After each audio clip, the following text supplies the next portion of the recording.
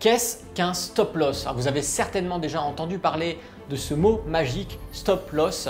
Eh bien, je vous propose dans cette vidéo de savoir exactement ce que c'est, comment l'utiliser et puis voir comment vous, derrière vos écrans, vous allez pouvoir au mieux utiliser cet outil pour votre trading. C'est parti!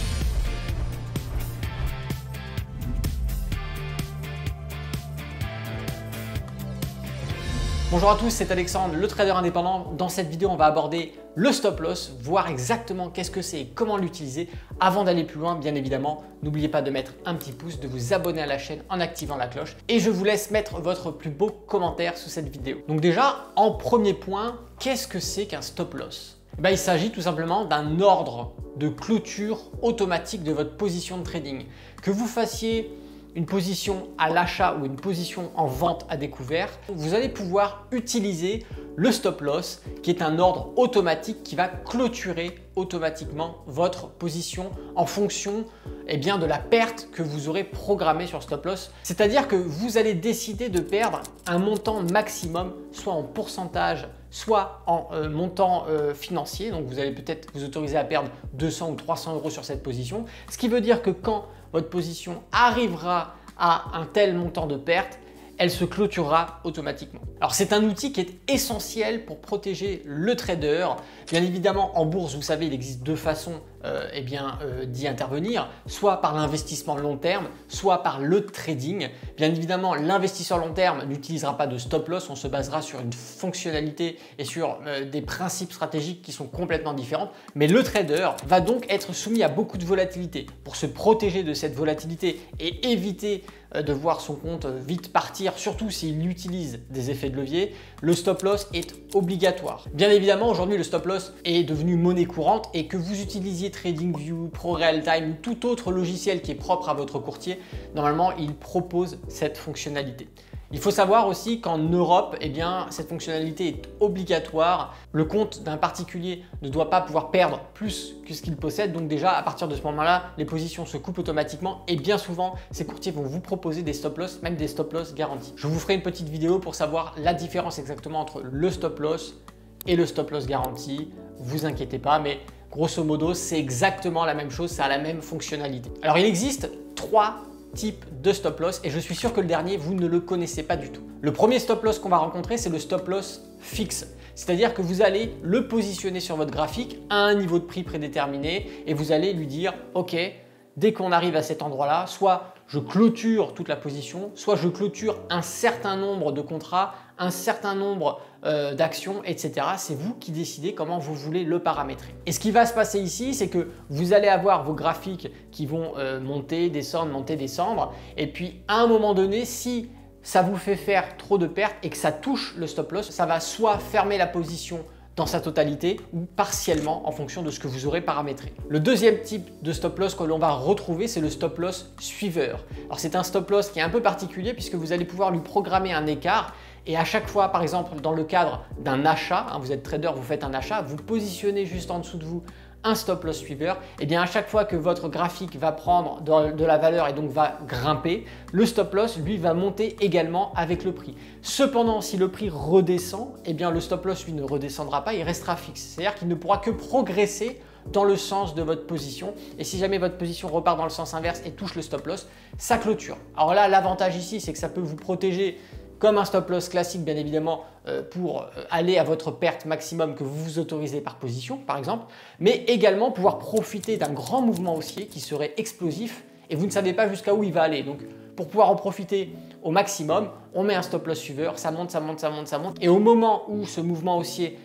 repart dans l'autre sens, le stop loss va servir de clôture et va vous permettre d'encaisser tout le bénéfice que vous aurez fait sur ce mouvement haussier. Et le troisième stop loss ici, c'est le stop loss mental. Par le pouvoir de l'esprit, je vais réussir à clôturer cette position grâce à mon stop loss mental. Comme vous l'aurez deviné, un stop loss n'est pas forcément automatique. N'oubliez pas que quand vous tradez, vous êtes l'être humain qui est derrière ces graphiques. Le stop loss, ici, ça peut aussi être votre doigt. Vous allez décider quand clôturer cette position. Si vous estimez que arriver à tel niveau de prix, ça ne vaut plus le coup, vaut mieux sortir et clôturer sa position, dans ces cas-là, vous le faites. Et on peut même allier plusieurs types de stop loss. Vous pouvez mettre un stop loss fixe qui va vous protéger de votre perte maximum que vous vous autorisez dans votre money management. Et vous pouvez également derrière, en plus, pourquoi pas, clôturer votre position par anticipation. Si vous trouvez que les indicateurs se retournent, que finalement votre position elle devient plus trop pertinente mais qu'on n'a pas encore touché le stop loss, vous pouvez très bien de vous-même décider de clôturer cette position et ce sera donc votre stop loss mental qui aura joué rôle ici de clôture. Maintenant, comment définir le bon emplacement pour votre stop loss? Ça, c'est la grande difficulté qu'ont les débutants en trading, c'est qu'ils ne savent pas trop le positionner. Alors souvent, au début, on le positionne au hasard, il se fait souvent toucher. Et la grande difficulté ici, c'est de savoir le positionner ni trop loin, parce que des fois, c'est pas du tout pertinent de le mettre archi loin, mais ni trop près, parce que parfois, vous pouvez vous faire toucher le stop loss, clôturer votre position, alors que finalement, ça repart dans le bon sens. Et ça, quand vous êtes débutant, c'est souvent énervant. C'est la chose qui va se passer quand vous allez travailler avec le stop loss, c'est que vous allez avoir la problématique de savoir comment correctement le positionner. Et ne vous inquiétez pas, on va voir tout de suite comment bien utiliser et placer votre stop loss. La première chose pour bien utiliser un stop loss, c'est de comprendre déjà et d'appliquer la base fondamentale qui est déjà de prendre en compte la volatilité, les supports et les résistances. Bien évidemment, plus votre graphique va être volatile, plus il va falloir avoir un stop loss assez éloigné pour éviter d'avoir des mouvements parasites qui viennent déclencher votre stop loss. Mais surtout, il va falloir se référencer aux supports et aux résistances que vous allez avoir sur votre graphique. Bien évidemment, vous le savez, un support supporte le prix, on rebondit souvent dessus avant de repartir dans le sens opposé. Une résistance va faire résister le prix, donc on rebondit dessus avant de repartir souvent dans le sens opposé. Et ce qui est bien, c'est qu'ici, vous allez pouvoir utiliser les supports et les résistances pour positionner votre stop loss soit en dessous d'un support, soit au-dessus d'une résistance, et ça vous permettra de protéger correctement votre position avec un emplacement qui sera idéal. La deuxième façon pour bien positionner votre stop loss, ça va être, pourquoi pas, d'ajouter un indicateur technique comme l'ATR pour Average True Range, excusez mon anglais, mais effectivement cet indicateur technique va vous permettre d'avoir un écart type qui vous sera donné et vous allez pouvoir prendre en compte cette ligne donnée par l'ATR pour positionner votre stop loss dessus. Alors souvent l'ATR est pertinent, vous allez voir que des fois il est très collé au prix, des fois il est assez éloigné, il va prendre en compte bien évidemment la volatilité comme on en a parlé tout à l'heure et grâce à l'ATR vous allez pouvoir avoir une zone visuelle où positionner directement votre stop loss pour plus de facilité sans forcément devoir prendre en compte des supports ou des résistances. Alors c'est une autre façon qui fonctionne, mais encore une fois, le mieux c'est de tester et de voir ce qui vous correspond le mieux. La troisième chose que j'aimerais aborder ici pour savoir comment bien positionner son stop loss, on va reprendre ce que je vous ai dit au début, c'est qu'il faut absolument éviter de le positionner trop près de votre prix quand vous avez de la volatilité, puisque justement vous allez facilement vous faire déclencher votre stop loss alors qu'il n'y avait pas forcément utilité de clôturer la position, et également de trop l'éloigner. Quand vous avez souvent des manques de volatilité, avoir un stop loss qui a 200, 300, 400 points, si vous faites du scalping, ça n'a aucun sens. Encore une fois, il faut adapter la distance du stop loss par rapport au style de trading que vous allez faire. Si vous faites du scalping, si vous faites du day trading, si vous faites du swing trading, on va avoir des stop loss qui ne vont pas avoir le même écart de points. Bien évidemment, il va falloir l'adapter aussi à la temporalité de votre graphique, mais no stress.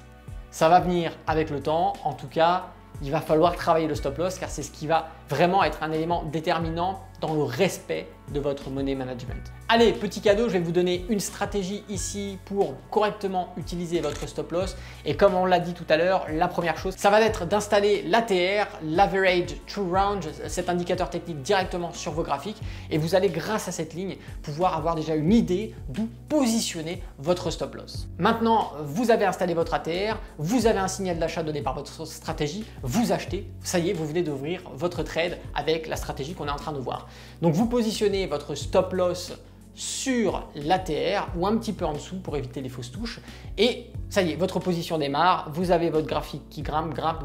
Maintenant, à quel moment bien clôturer? Moi, ce que je vous propose de faire, c'est que plus le graphique va monter, c'est de rehausser votre stop loss sur l'ATR. L'ATR va monter également avec vos chandeliers et donc de redécaler votre stop loss sur l'ATR à chaque fois vous permettra de profiter du mouvement haussier en vous positionnant sur une zone qui est cohérente pour le stop loss. C'est-à-dire que vous allez un peu faire comme un stop loss suiveur, mais le faire manuellement en vous basant sur l'ATR. C'est extrêmement facile, simple et vous verrez, ça apporte des résultats. Une petite astuce supplémentaire, vous pouvez aussi utiliser les retracements Fibonacci. Vous savez, vous prenez le plus bas, le plus haut ou le plus haut et le plus bas d'un mouvement, vous obtenez votre retracement Fibonacci et en fonction de ça, vous allez avoir des zones de pourcentage Fibonacci qui vont jouer rôle de support et de résistance. Vous allez donc pouvoir naturellement utiliser aussi ces zones-là pour positionner vos stop loss. Pourquoi pas? Ça reste pertinent. Maintenant, on va parler des avantages et des inconvénients à positionner un stop loss, bien évidemment parce que c'est pas tout rose, et je vous propose de commencer par les avantages. Le premier avantage, eh bien, c'est que ça va réduire le stress. Il n'y a pas besoin d'être à fond réactif sur les graphiques. À partir du moment où votre stop loss est positionné, il va faire le travail de clôture pour vous. Donc, vous n'avez pas forcément besoin d'être réactif. Ça va être une sécurité qui va vous protéger. Et notamment quand vous faites du swing trading et que forcément vous devez à un moment donné dormir et que vous n'êtes pas devant les graphiques, le stop loss va être là pour vous aider quand vous n'êtes pas présent devant les graphiques ou même quand vous êtes présent, tout simplement il va clôturer à votre place. Le deuxième avantage, c'est qu'il va protéger votre capital.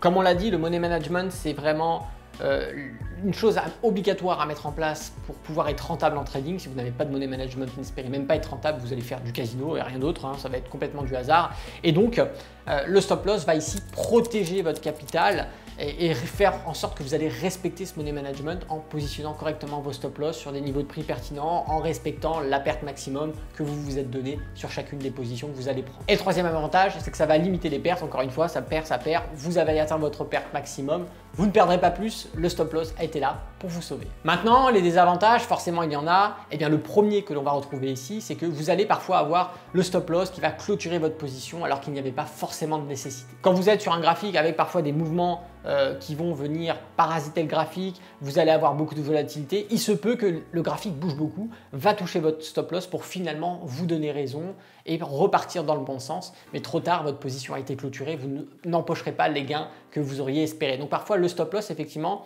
quand on l'utilise, il peut arriver qu'il clôture votre position alors que vous aviez raison, votre position était juste, mais tout simplement la volatilité était trop présente à cet instant. Également, ça peut vous empêcher de laisser un rebond naturel s'effectuer sur les graphiques. Comme vous le savez, les mouvements boursiers évoluent toujours une hausse, une baisse, une hausse, on a des rebonds, support, résistance et parfois, si on passe un support ou une résistance pour aller chercher le prochain support ou résistance, on peut avoir des rebonds qui vont se faire un peu plus loin que ce que l'on avait prévu et le stop loss va parfois couper votre position alors que vous alliez avoir un autre rebond et en fait voilà, ça revient un peu à ce que j'ai dit au début, en fonction des mouvements parasites ou des mouvements plus étendus, eh bien vous allez avoir des fois des clôtures de stop loss qui auront été inutiles puisque votre position était bonne. Et si le trading vous intéresse, en haut à droite, sous une petite fiche, vous avez également le lien sous cette vidéo. Je vous propose une formation offerte afin d'apprendre les bases du trading pour savoir correctement comment lire un graphique, comment utiliser les indicateurs techniques, comment savoir quel est le bon moment pour acheter, quel est le bon moment pour vendre et comment générer des profits sur vos graphiques boursiers. Tout ça est dans la description. Si cette vidéo vous a plu, n'oubliez pas de mettre un petit pouce, de vous abonner à la chaîne YouTube et d'activer la cloche. C'était Alexandre, le trader indépendant. Moi, je vous dis à bientôt dans une prochaine vidéo. Et d'ici là, tradez bien sur les marchés financiers. Ciao!